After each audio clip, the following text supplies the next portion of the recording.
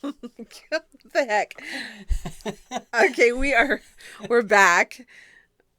And live. Okay, so back to who we are. Healing through our identity, unity, understanding one another, understanding our backstory, so you can kind of get where we went and how we healed from everything. Because this was a process, a lot of work, but we did it. And as we went through, we kind of realized we created something that we wanted to bring to the world because we couldn't find the thing that we needed for ourselves. So we just created it. Yeah. So the big thing is what that turning point actually was. We had different educations of our own. Heather studied psychology for decades. I had different job trainings, teaching management skills or other soft skills. How to, Executive coaching, basically. yeah, He learned the culture pyramid. He learned we both in our own way learned that the framework for coaching, which is the think feel choose framework, and how our thoughts create our stories, create our feelings, kind of move into that from whatever it is that we've been through, and how we develop that. So we had a lot of gifts and skills, and coming into our marriage, we went through a lot of training on how to make a marriage work. So the fact that we had such a good relationship anyway was a benefit to us. We just got off the rails. yeah. Um, the first thing that we realized was that identity is probably the most important thing out there. And realizing that we are children of God, first and foremost. I the big thing that I had was that I realized that I couldn't just come from a place of just pain. I couldn't just blame and shame him and expect that that was going to do any good for us. When I went, as I was explaining the story before, I went to the conference and I visited with my friend Sherry, telling her all of what I was going through and the pain of that. And um, I, It was cool because she opened up that she had had a similar experience yeah, with her husband. yeah, and she really helped me frame it a little bit differently. I I was struggling. Again, I was thinking about separating. I was thinking about, like, if this isn't gonna, stop, then I'm just done. I couldn't take it anymore. But I also believed somehow deep down that somehow there had to be a way that he had it within him to overcome this. And I'd been given tools. He'd been given tools. We went through the program together that we originally had found together, and I'll go into that in a second. But what Sherry said specifically really hit me very deep, and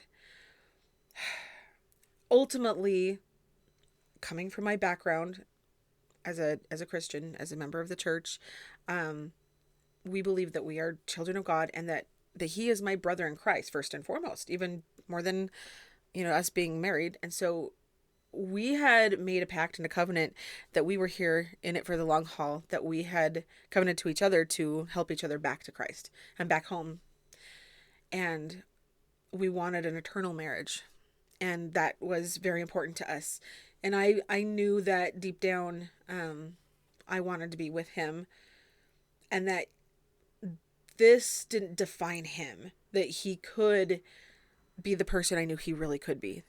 And that his divine higher self was more than this. And it's just the addiction of the body, all of the schmuck and the stuff that we went through this life, um, had left a taint on him and our story. And we were living with that story. And when it comes to identity is about who we are as a person, our values, our principles, um, what we stand for, not just our roles.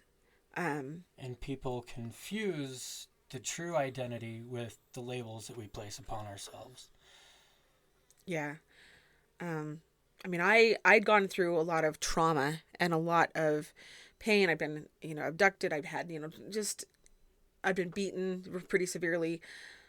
And so for me, it was like, I'd been through more trauma. So he didn't really go through as much trauma as I had. But you know what? He had his own story. He had his own struggles and trauma that had affected him deeply. And not to, put light on it. Okay, well, he got into this because of all the trauma. But you know what? It affects us. And that's how addiction creeps in, is because often we are covering up the pain of the past from through some sort of addiction process or, dopamine seeking thing. But yeah, Yeah, and to add to that, the opposite of connection is addiction. yeah, And part of what I was dealing with was I was alone mm-hmm. for most of my life. And so after we had realized who we were individually, we were able to have that deep connection conversation again about what the identity of us Yeah. was. Because it's not just about the individual identity, but the identity of the unit, of the couple. We had to, first of all, of course, get in connection with what our personal values are.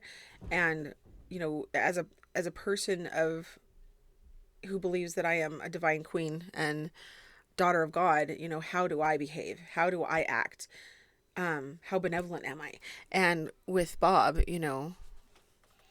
Yeah, I had to step into my kingly power. his behaviors and what would a king or a divine son or prince of God do and act like and think and feel.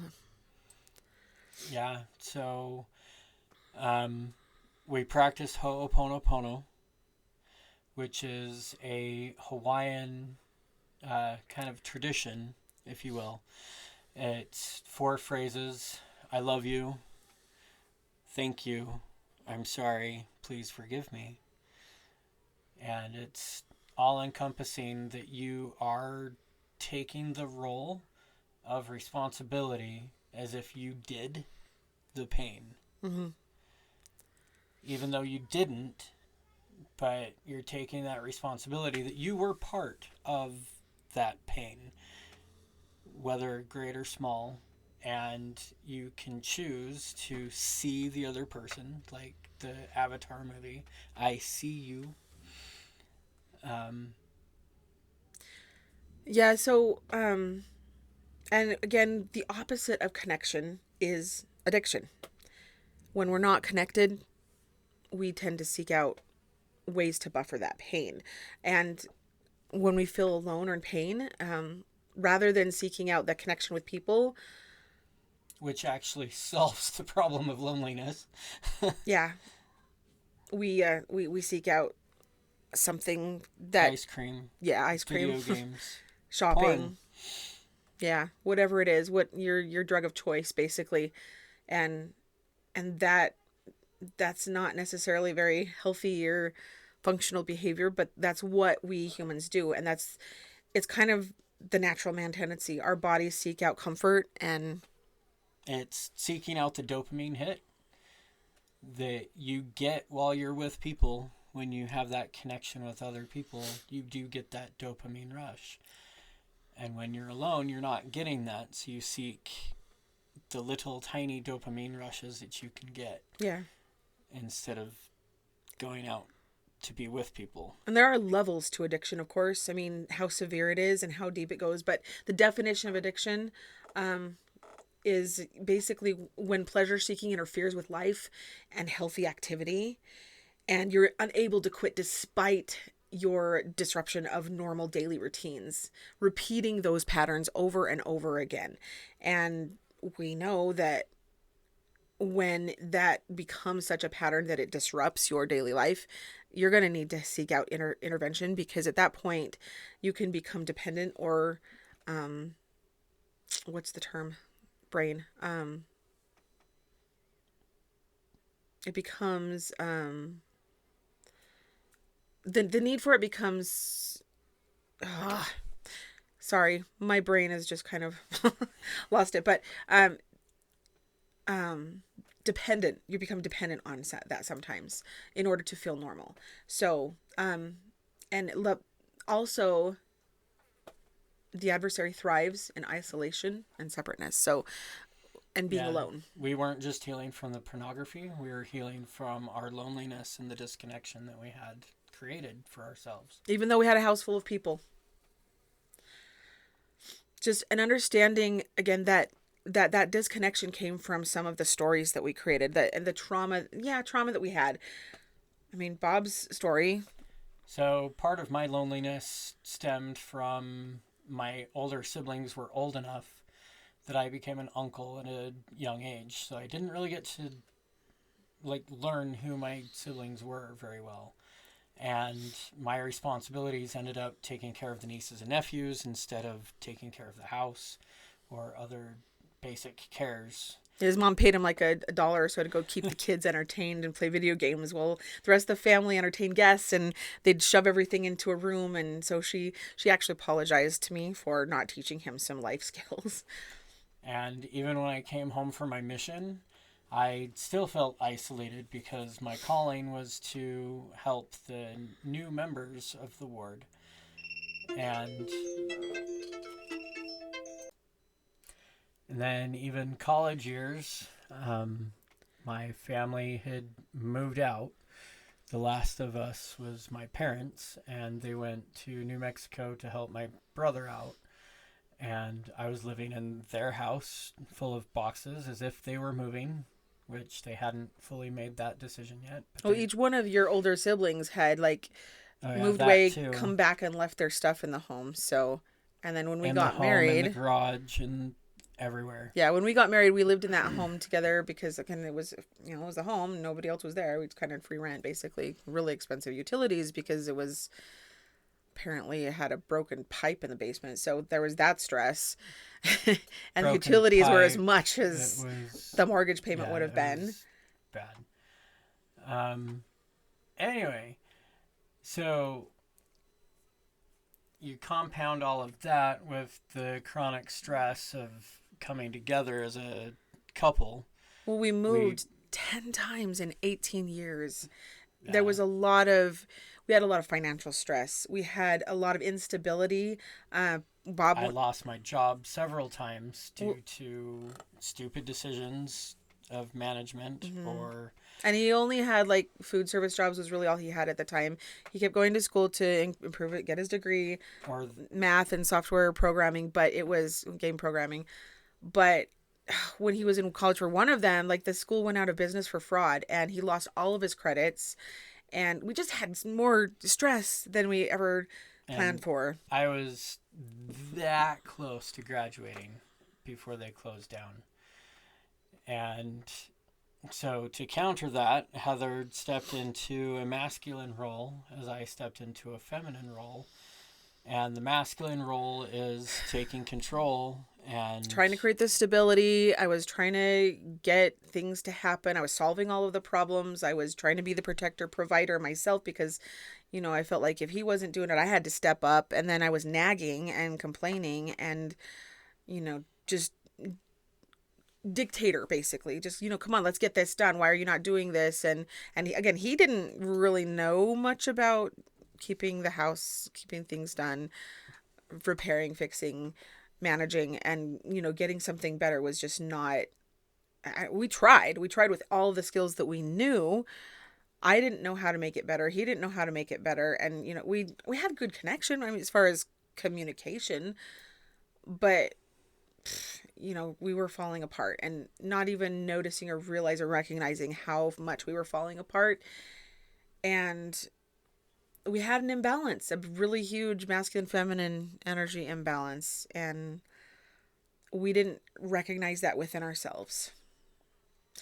And so he turned to pornography. Yep. That was his way of buffering. I buffered my own way. Luckily, we found a coach,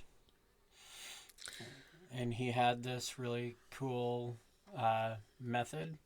And he actually called us out on our feminine, masculine energy that had been swapped. Yeah. And we weren't ready to hear it at the time. Yeah. What? What is he talking about? I don't. He even offered a book that didn't connect well with us, which I'd like to try that book again now that we have a bigger knowledge. Yeah.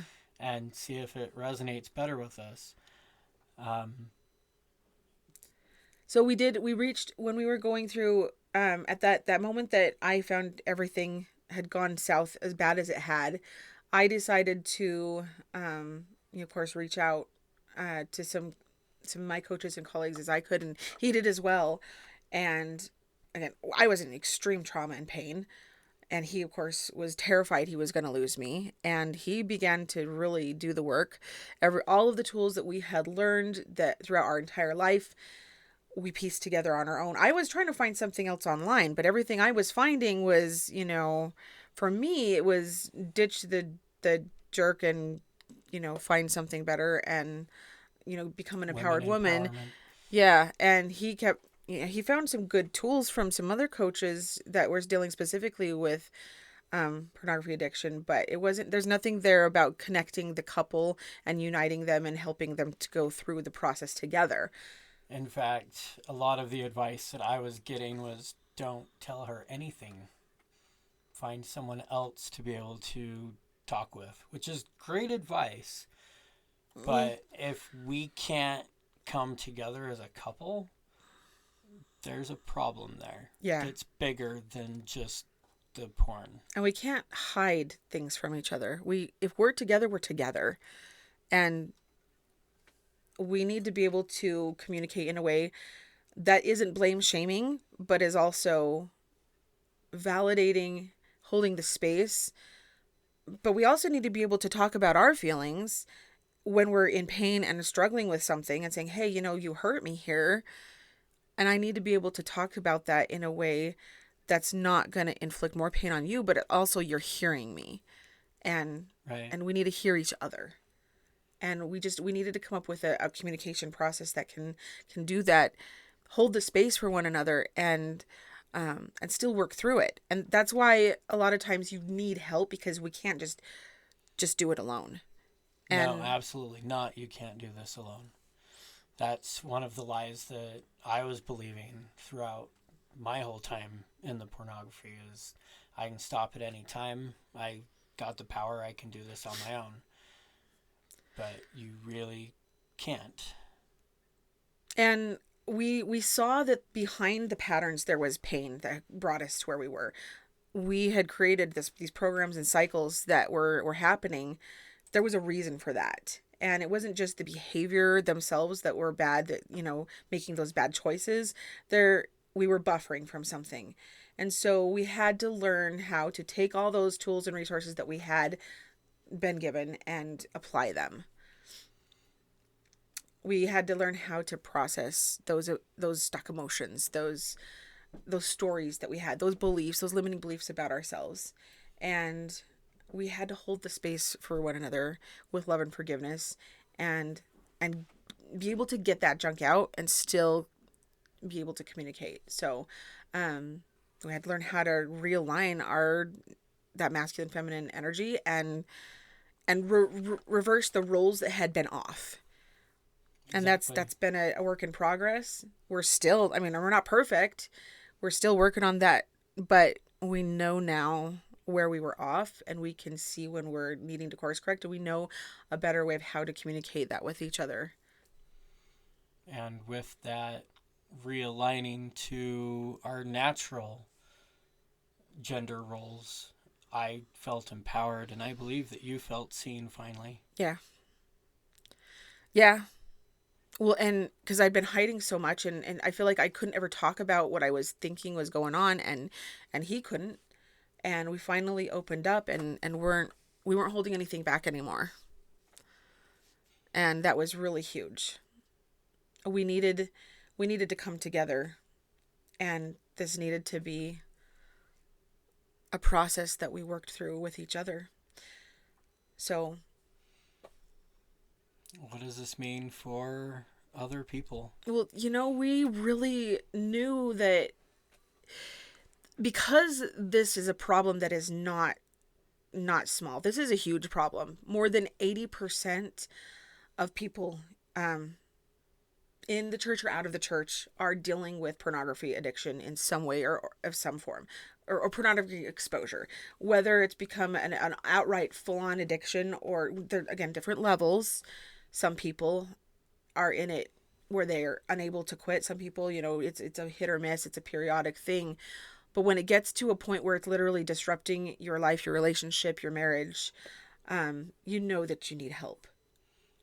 And And people are suffering in silence. yeah, and couples don't want to talk about it. I mean, maybe those who are maybe in the church that we're in, they feel like they have a resource to go talk to the bishop. And there's 12-step programs, which I know have good help.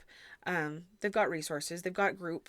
Um, but we didn't do a 12-step. The part of the reason for that is I didn't feel comfortable with a few of the things I'd heard about 12-step. I know people had gone to it for years and just not gotten the help. And the resources that we had were amazing. Like I cannot tell you guys how fast it took for Bob to get over the addiction. And that's something I really especially wanted to emphasize. Once he actually used the tools that we knew, and again, he went through this for 17 years. He just hadn't actually done anything on it. But once we came together, made the decision, and he actually started to do the work to uncover, process those emotional things, traumas, the things that were in him. And we worked together with one another. Like it took just a few sessions with working through these things to where he no longer had the urge. Yeah.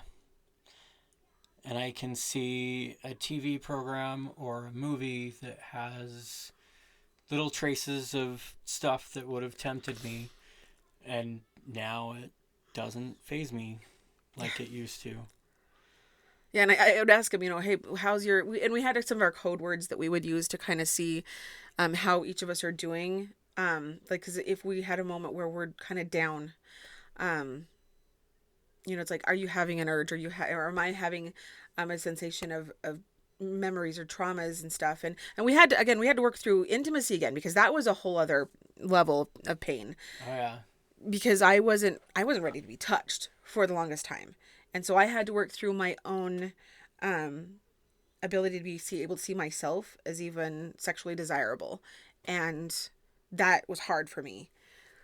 And to feel, how can I be intimate with a man who's seen all this stuff and this junk? And then the thoughts that go through a woman's mind as you're dealing with all this. And I had to redo how I was able to connect with him in an intimate way again. And that is another piece of this um, that I had to reach out for help for, as well as work through my own emotional processing for that. So that and we worked it together, because we knew what steps to take and where to be able to find that resistance that was stuck in my body, and um, how to let that go.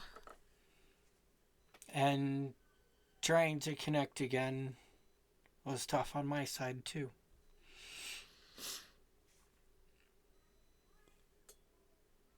Yeah, those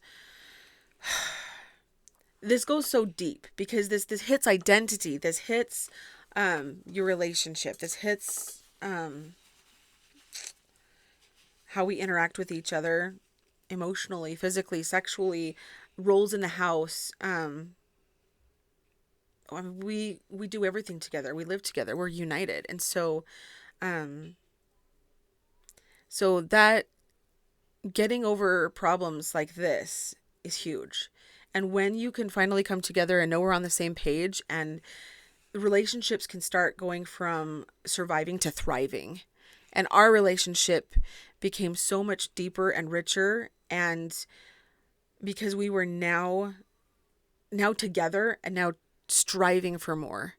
And Exactly. we knew that we could help other people, because And we're not alone, which is an amazing thing, because now that we are sharing this with the world, we can tell you that you are not alone.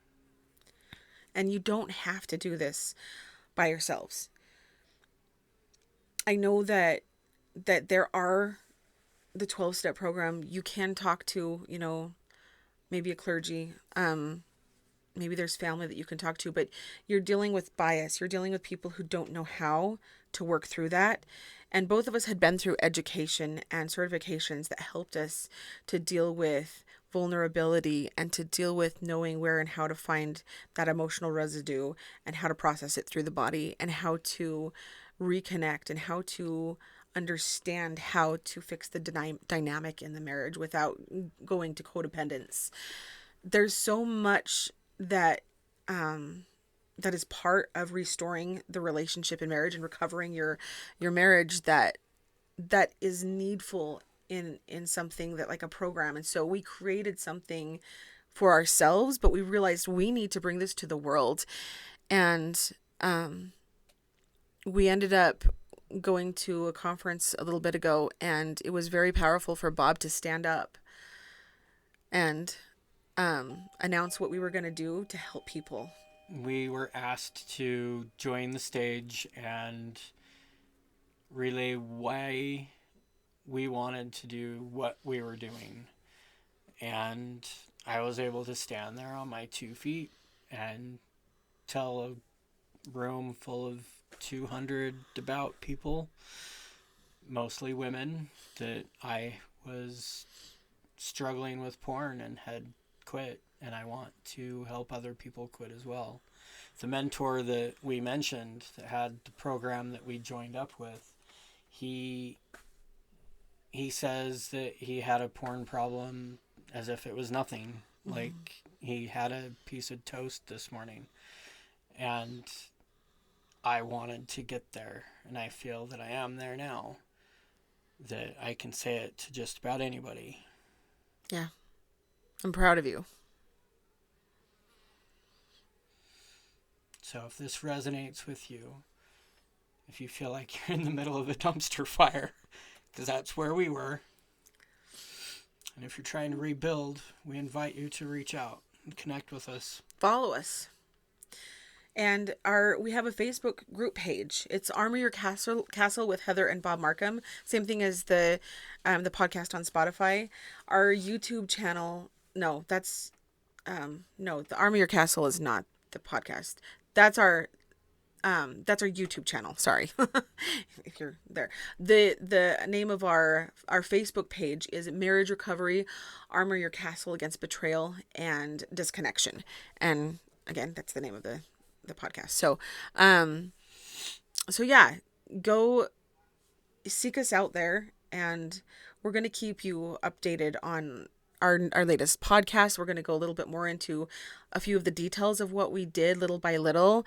We're going to offer a webinar soon, and at the time of this recording, it hasn't yet been developed, but by the time hopefully by the time you get that, we're going to have it ready to go. And we're going to invite people to work with us. And I think that what we have is so valuable and so needed for so many people that we really feel that this is going to benefit.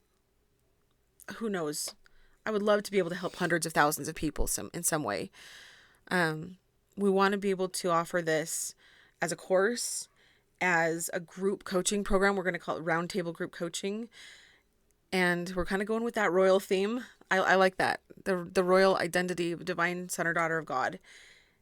And we're going to rise together and empower you to become who you know you truly are capable of being. So we'll let you know in that freebie facelift process. It's going to be a cool webinar. And what can we look forward to in the next episode? Yeah.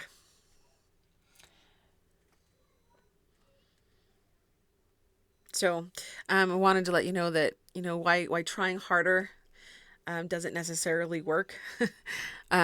Willpower is not necessarily enough, but we're gonna give you some tools. So that could be what the next episode is, or it could be space is big. You just don't believe how vastly, hugely, mind-boggling big it really is. Okay, you got to know Bob's brain on this. Oh my gosh. What is that one from? Hitchhiker's Guide to the Galaxy. Oh, yeah, okay. So, You got to get his really cool concept on zero. Ho'oponopono, one of the books that we read, Coming to Zero. I love that book. He's got a math brain, and so he's gonna bring things on the logical and the emotional side, which is really fascinating. But he's gonna go into all the cool nuances of Zero. that. It's gonna be big, Yeah. just like space, because space is big. Yeah. All right, thanks for tuning in. All right.